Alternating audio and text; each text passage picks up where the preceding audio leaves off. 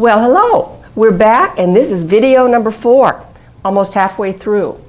So I left you yesterday with a puzzle. It was 9 dots, and the assignment was to put your pencil on the paper and draw 4 straight lines. You could never take your pencil off the page. Did you solve that puzzle, or did you cheat and go on the internet and find the answer? I bet you did. But anyway, the answer is you have to get outside the box. In order to get those dots connected, you have to get outside the box. Now, you know, it was actually in the 1970s that some manager consultants came up with the theory of getting outside the box.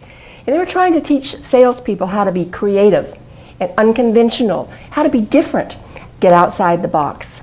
And so I wonder how this applies to weight loss, because that's what we were talking about yesterday. But just know, these principles apply not just to weight loss, but to any issue you have in your whole life. So let's just think about something, about change. Let's just say that every morning you are in the habit of getting up, getting a cup of coffee, and going to your computer. But you really don't want to do that. You want to make some changes. So what about if you decided, starting tomorrow morning, I'm going to get up, and I'm going to go and I'm going to make a glass of fresh squeezed vegetable juice, and I'm going to do 10 squats before I go to the computer. And what if you got up the next morning and you remembered that and said, you know what? I'm going to do that again. And you continued that pattern. Guess what? You're in the process of developing a new habit. And you know, we all have so many habits that we don't like, we wish we could overcome. You got to take the step. Now, as I talked to you yesterday, it takes, according to neuroscientists, it takes 21 days to change a habit. But that's just kind of the beginning of change. If you really want to lock that in, give it a full 3 cycles, 60 days. That's why the Weight Watchers Winners Program I have written is 60 days. You know, I have a quote that I really like. It's, wishing is what happens when you spend too much time wishing something would happen. How often do we do that? We sit on the couch, we think, gee, I wish that would happen, or gee, I wish I could lose weight, or gee, I wish I ate better, and then we don't do it. So it's just exciting to me to know that you can make that first step. And sometimes that's all it takes, is that first step. And then you feel like, oh my gosh, I'm started. And sometimes that's just all you need. You know, it's Dr. Phil, we all know Dr. Phil. He says weight loss is not about willpower, it's about programming.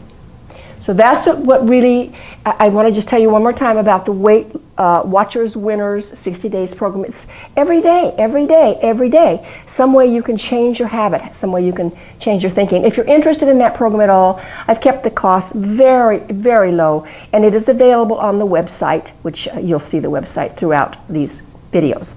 Okay, with that said, what have they done to our food? Have you really spent any time studying the grocery stores lately? Have you looked what people put in their grocery carts? You know, I'm amazed when I look. Now, I'll tell you, I'll be the first to say, my family's not perfect. I raised 3 kids, and I wasn't going to say no birthday cake, no pizza. That wasn't going to happen. There was times when I came home from work and I was so tired, I was glad to see a pizza. But most of the time, we would eat healthy. And I look in the carts of people and I see almost always, you check this out, there's going to be a case or liters of soft drinks. It's just the way it is. And lots of packaged food. And I look at what I have, and most of it's whole, most of it, because that's how I've trained myself. You can do that too. So I want to talk to you a little bit about additives, but I don't know if I've mentioned this yet, but one thing I teach is eat 1 ingredient foods. What's a 1 ingredient food, people say? What is that? Well, think about it. Would a package of au gratin potatoes have 1 ingredient? No, I don't think so. Would a potato have 1 ingredient? Yes. Would an apple fritter have 1 ingredient? No. But an apple would. So when people say, well, it's just too hard, I can't do that. Think about 1 ingredient foods. If you will just learn to eat mostly simple 1 ingredient foods and organic when possible, it's a simple way to make changes and pretty doable. So as we talk about additives in food, one of the things you need to learn is to stay away from boxes and packages. There's probably going to be a slide here on the screen in a minute with all the boxes and packages.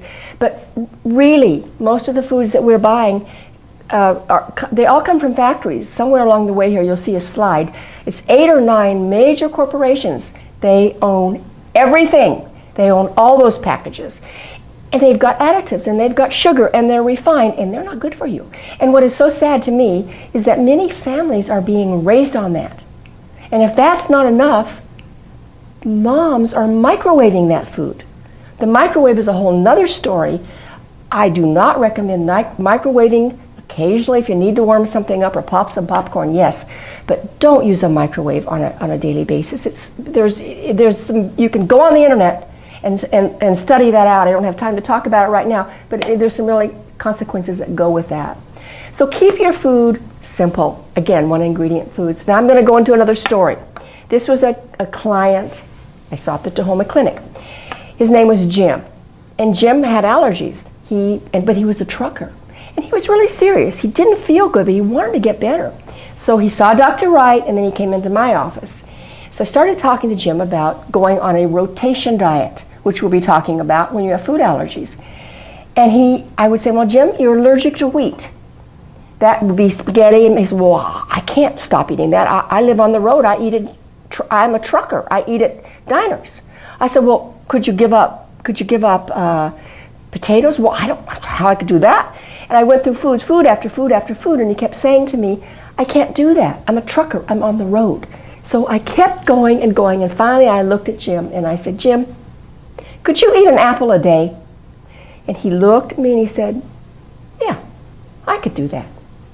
So that's how he got started. That was his first step. So those are the kind of things that you can make as you start to move away from processed foods. You know, one thing that's interesting, my kids are older now, but have you noticed how they put the really expensive, fancy packaged, highly advertised cereals on the bottom shelf? So the kids can pull on mom's skirt and say, Mom, I want this cereal, because they saw it advertised on TV.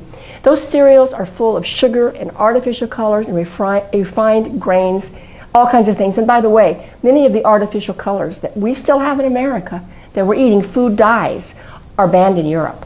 There are health consequences that, again, you can do an internet study, but you can see. A lot of the problems have to do with the brain. Children with attention deficit, people with memory problems, a lot of that has to do with food additives. So I encourage you, stay out of those center aisles as much as you can. It was in 1958 that the generally recognized as safe loop was passed, rule GRAS, generally recognized as safe. And Congress passed that law, and they did that because they knew it was going to be a problem if everything like salt and vinegar and common foods had to be approved before they were considered safe. So they passed a law that some additives are generally safe, we think. That was in 1958. In the 1950s, we only had 800 additives. Guess what? Today we've got 10,000 more.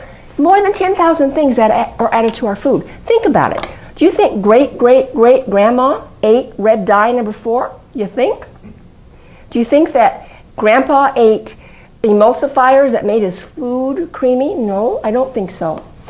So there's risks that when you eat these artificial foods. There are a lot of chemical concoctions, and they're molecules that are not, the body doesn't know what they are. And they can really upset you temporarily, and you know what? Long term, if you have a lifetime of eating that kind of food, you can probably look at some health problems down the road. It's just amazing to me. We have flavorings to make foods taste better. And I want to tell you, we had some blueberries a couple days ago. I have never tasted, they're fabulous. Who needs more flavor? Just plain blueberries. Colors give eye appeal. Emulsifiers, they make foods creamy so they feel good in your mouth. Preservatives. I had some Twinkies that I bought 20 years ago. I bought them to see how long they would last. And you know what? I forgot about them. And when we moved, I found them, and they were still soft. It had been 10 years later. They were still soft and gushy, and I always said, well, if I put those on a plate, my kids probably would have eaten them. They're preserved. That keeps foods lasting a long, long time. And then we have enhancers. Our foods don't taste good enough, so we need to enhance foods. And that's one of the problems with MSG, which thankfully is out of most of the foods, a lot of the food now supply. MSG it affects your brain. It tells your brain to sense the food that you're eating differently. Again, if you just go to one ingredient, whole foods, you don't have to worry about this. Nobody's perfect. You're going to be hearing about the 90-10 rule. That's my rule. That means 90% of the time, do the best, do the right thing. 10% of the time, eat a few things. It's okay. But if you do it most of the time, you're going to be doing well. You know, a good rule of thumb is eat from the ground, things that come out of the earth. And if you can do that, unfortunately today a lot of our farm foods have GMOs. We read about that all the time now, that are not healthy. But eat as clean and whole as you can and you're going to do better. Just avoid the artificial stuff. So now I want to talk to you about Dr. Denis Burkitt. You'll see his picture there on the screen. And he lived in the 50s, 60s, 80s. Dr. Burkitt was a medical doctor. He was English. And he made it his life passion to go to Africa and study what the Africans ate. And one of the reasons he did that was because the Englishmen were sick. And so he went and he knew the Africans don't get our diseases. They don't get cancer. They don't get hemorrhoids. They don't have heart attacks. Yep, they might get bitten by a snake or get an arrow through the heart, but they don't get the chronic diseases. And so he spent a lot of years trying to figure out what it was. So Dr. Burkitt is famous for really the fiber revolution that started back in the 70s. In America, we had gone to all white flour, which has no fiber. Most of our foods are made with white flour. And he found that the Africans were eating fiber. Whatever Africans would eat, I'm sure it was whole, it was out of the earth. And they did not have the diseases, and they also had 3 times as much elimination as the Englishmen. So they were cleaner. So what happens, how do we get into all this white flour? Well, you know what? White flour won't rot, so it'll stay on the shelf for a long time. And it was 100 years ago or so, they really started processing foods, and they take the whole wheat. Now, I know there's gluten issues today, and I understand that if you have gluten issues, you can't eat wheat. But I want you to understand the principle right now of whole grain versus refined. A whole grain of wheat looks like rice. It looks like a little grain. When they process the whole wheat, they take it and they grind it and they sift it. And out comes the healthy wheat germ oil, and out goes the endosperm, and out goes the wheat bran, all the nutrition.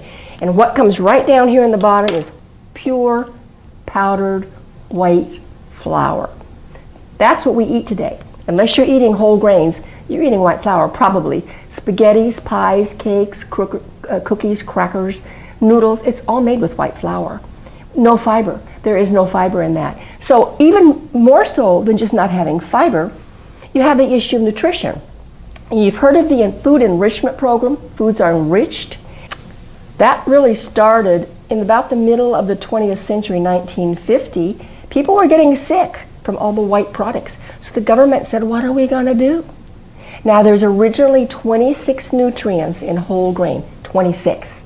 All are stripped out in white flour. So they said we need to do something. So they began the enrichment program. And they add back five of the original nutrients, three or four B vitamins and iron, and they call that enriched. So it's really not, nutrition-wise, it's not anywhere near what grandma and grandpa, great-grandma and grandpa ate, which was whole food, whole grains. So there you go. That's why it's so important to get off of white flour products. And that's, folks, it's all your cakes, pies, all that's made with white flour. So I just want you to know that is an important concept. So now we're going to move into another topic. We're going to talk about food sensitivities. When I worked at the Tahoma Clinic with Dr. Wright, clearly 90% of the patients that he saw, and I ultimately saw, had food sensitivities.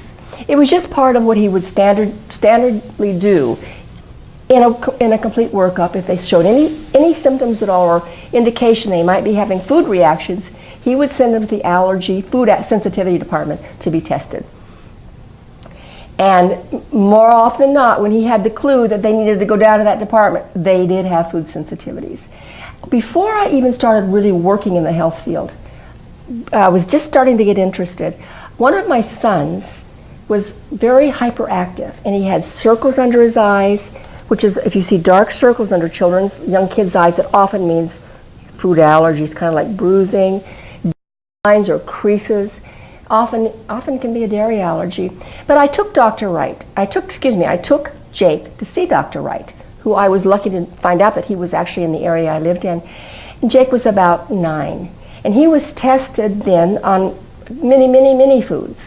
And at the time, there was a room where they were doing a kind of testing where they injected a little bit of the substance underneath your skin. And then they watched for reactions and different things. And so my son did great, except on the one thing, he was allergic to soy. And when they injected him with soy, I couldn't believe what I was seeing. He came and sat down next to me, and he started rocking, like he was on a rocking horse. I said, oh my, you know what? I did not breastfeed him as long as I should have. I put him on soy milk, and that's what I was giving that child as a baby. I had no idea he was allergic to it. But what was really interesting is that as we were sitting there, several people sitting around, they had easy chairs. There was a lady, a middle-aged woman sitting across, and she was reading a magazine. They called her up to have her injection. They gave her something, and she went and sat back down, and she started to sniffle. And then the next thing you know, she was kind of quietly crying. And within about a minute, she had her head down, and she was just bawling. And I looked at my son and said, Jake, what did that mean nurse say to her? Well, it turned out that she worked at Boeing, and she was very allergic to a chemical in the workplace. And that was what they had just injected her with. What was interesting, too, when they brought her back up and desensitized that reaction, she went right back to normal. So I want to just say that this is really interesting on food sensitivities. It can be a real problem for people. You're going to see on the screen a one-day sample of how you can test your sensitivities. There is a book called the Dr. Coco, like hot cocoa, Dr. Coco's Pulse Test. You can get that. He was 1970s, but it's going to show you how you at home can track your allergies. And so there's a sample there of one day I showed you how you would do that. I also offer on the website the ALCAT, ALCAT, anti-leukogen antibody test, where it's an actual blood test. If you want to go that route, you can look for the ALCAT. It's a blood draw that literally tests your blood cell, your own blood cell, against 400 different foods and chemicals. That's available if you'd like that. Well, there you go. So I want to tell you, I've been so busy teaching here, I keep forgetting to tell you, I've written a lot of books. I have, here is this is the recent copy, the recent version, Go from Toxic to Terrific, How to Survive the American High-Tech Diet. This book is actually approved for 18 CEU credits for doctors, nurses, anybody in the health field who wants to use this and take the course that goes with it.